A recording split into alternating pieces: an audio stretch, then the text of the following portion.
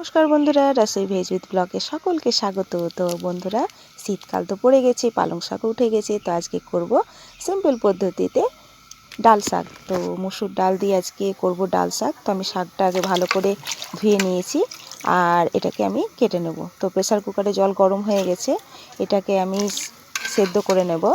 একটা সিটি মারলেই হবে। আর আমার প্রেসার কুকার তো ব্যারাম আছে, কেননা ও যে কেমন সিটি পড়ে আমি নিজেই বুঝতে পারি না, আস্তে আস্তে সিটি পড়ে আন্দাজে নামাই। তো একে লবণ হলুদ দিয়ে ভালো করে প্রেসার কুকারে সেদ্ধ করে নেব।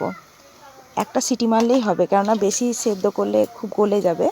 তো বন্ধুরা, তো এইভাবে যদি পালং শাক ডাল শাক করা যায় তো খেতে খুব ভালো লাগে। পালং শাক আপনাদের কাঁচা কলাইয়ের ডাল বলুন, এমনি ভাজা কলাইয়ের ডাল দিয়ে বলুন, খেতে খুব ভালো লাগে, বা মুগের ডাল দিয়েও ভালো লাগে। আমি মুসুর ডাল দিয়ে করছি। আশা করি সকলেরই প্রিয় জিনিস মুসুর ডালের এই ডাল শাক। আমাদের বাড়িতে তো খুব ভালো খায়। তো এটা আমি সিদ্ধ করে নিই বন্ধুরা, সিদ্ধ করে নিই, তারপর ফিরে আসছি।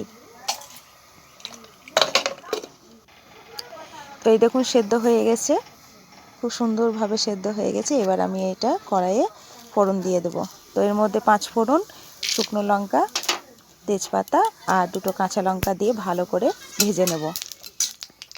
কিছু দরকার নেই, শুধু ফোড়নটাই মেন। আর যদি কেউ রসুন খেতে চায় তো এর মধ্যে রসুন থেতো করে বা পেঁয়াজ সেদ্ধ করে দিয়ে দিলে, চুকে দিলেই হয়ে যাবে।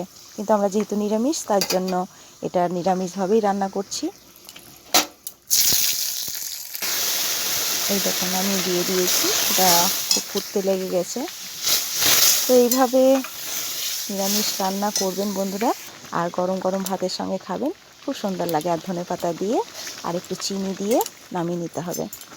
আমার সমস্ত তরকারিতেই একটু চিনি থাকবেই, কেননা চিনি না দিলে স্বাদ বাড়ে না বন্ধুরা।